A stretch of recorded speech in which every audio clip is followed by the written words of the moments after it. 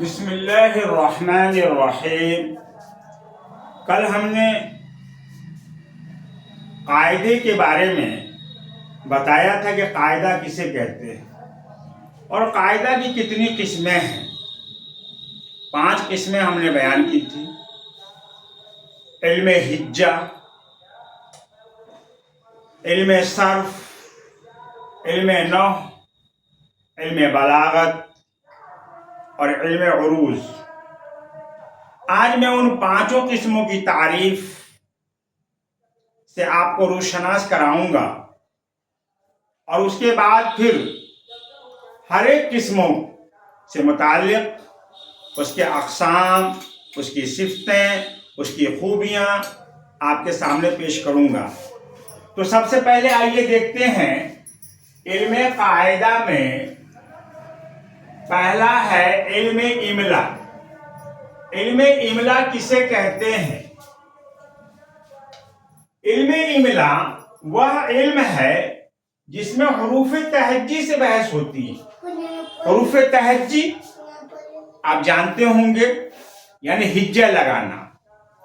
جیسے ہم اگر مندر کا ہجہ لگائیں گے تو میم نون زبر من، دال زدر مندر۔ مسجد کا اگر ہجہ لگائیں گے تو میم سین زبر مس، جیم دال زیر جد، مسجد۔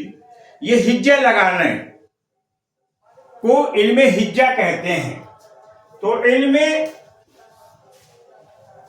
ہجہ، علم ہجہ کسے کہتے ہیں؟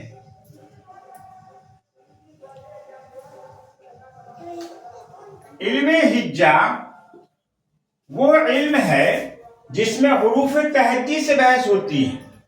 حروف تہجی اردو کا، جیسا کہ آپ کو معلوم ہوگا کہ 36 حروف ہے۔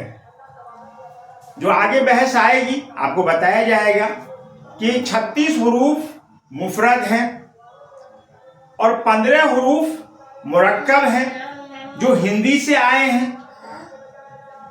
تو اس علم میں یہ ساری چیزیں آپ کو بتائی جائے گی اور اس میں کتنے حروف کس کے ہیں، فارسی کے کتنے حروف ہیں، عربی کے کتنے حروف ہیں، ہندی کے کتنے حروف ہیں اور اردو کے کتنے حروف ہیں۔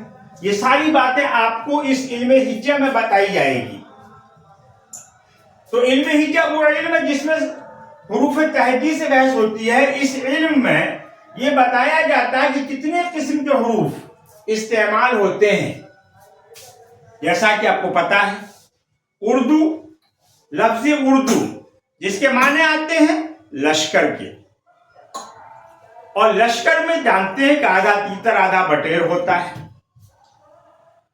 یعنی جس طریقے سے لشکر میں کوئی پنجابی ہے، کوئی آسامی ہے، کوئی بہاری ہے، اور سب کو ملا کر کے ایک بٹالین بنا دیا جاتا ہے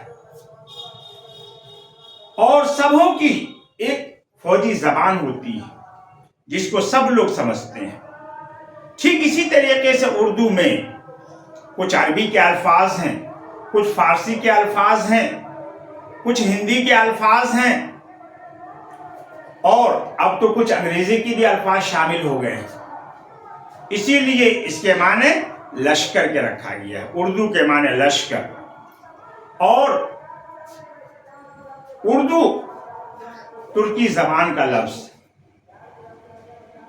ایک قول یہ ہے کہ اردو کے معنی آتے ہیں سنسکرت زبان کا لفظ جس کے معنی آتے ہیں سینہ، اور دو کے معنی دو، یعنی ہندو اور مسلمان دونوں قوموں کا یہ سینہ ہے، یعنی دل ہے اردو۔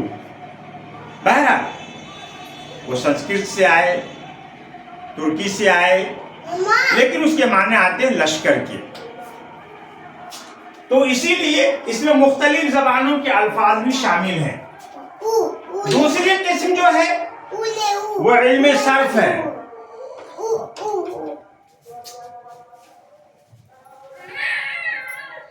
علم صرف وہ علم ہے جس میں لفظوں، اس کی حرکتوں، زبر زیر پیش اور تبدیلیوں کے طریقے بتائے جاتے ہیں کہ یہ الفاظ پر زبر لگے گا، زیر لگے گا، یہ کب تبدیل ہو جاتا ہے، بدل جاتا ہے، کیا لگنے سے کیا معنی ہو جاتا ہے؟ لفظ بے سابقہ لگ گیا تو کیا معنی ہو گیا، لاحقہ لگ گیا تو کیا معنی ہے؟ اس کے طور طریقے اس میں بتائے جاتے ہیں۔ علم صرف وہ علم ہے جس میں لفظوں، اس کی حرکتوں اور تبدیلیوں کے طریقے بتائے جاتے ہیں۔ صحیح طور پر لفظوں کو بولنے کا طریقہ سکھایا جاتا ہے۔ یہ دوسری قسم ہو گئی علم صرف۔ اسی طریقے سے علم نحو، علم نحو وہ علم ہے جس سے مفرد کلموں کو ملا کر کلام بناتے ہیں۔ مفرد کلمہ کو ملا کر کے کلام بنایا جاتا ہے۔ مفرد کلمہ جیسے الف ہو گیا، بے ہو گیا، جیم ہو گیا، سین ہو گیا، یہ مفرد کلمہ ہے۔ مفرد کلمہ کو ملا کر کے کلام بنا لیا جاتا ہے، اور ہر ایک کلمہ کی کیفیت اور ایک دوسرے کے ساتھ اس کا کیا لگاؤ ہے، اس سے بحث کی جاتی ہے۔ تو علم نحو میں ان چیزوں سے بحث کی جاتی ہے۔ ٹھیک اسی طریقے سے علم بلاغت، کلام کے اندر بلاغت، خوبی، یعنی کلام دل نشیں کیسے بنے گا، کلام پر لطف کیسے بنے گا، علم بلاغت میں ان چیزوں پر روشنی ڈالے۔ الفاظ اور جملوں کے لفظی اور معنوی خوبیاں بیان کی جاتی ہیں۔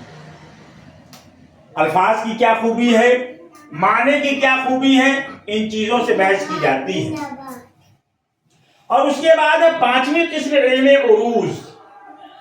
علم عروض وہ علم ہے جس میں ایسے قاعدے بیان کیے جاتے ہیں، ان قاعدوں سے بحث کی جاتی ہے جس سے ایک شاعر اپنے اشعار کو موزوں طریقے سے، عمدہ طریقے سے، یعنی اپنے کلام کو جو ہے، اپنی باتوں کو اشعار میں ڈھال دیتا ہے۔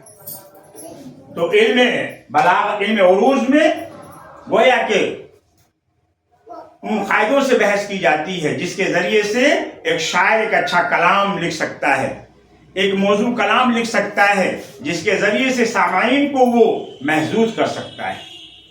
تو یہ پانچ چیزوں کی تعریف آپ اپنے ذہن میں بٹھا لیں گے تو قاعدہ کو سمجھنا آسان ہو جائے گا۔ خاص کر کے آپ کو یہ چار چیزوں سے زیادہ ضرورت پیش آئے گی۔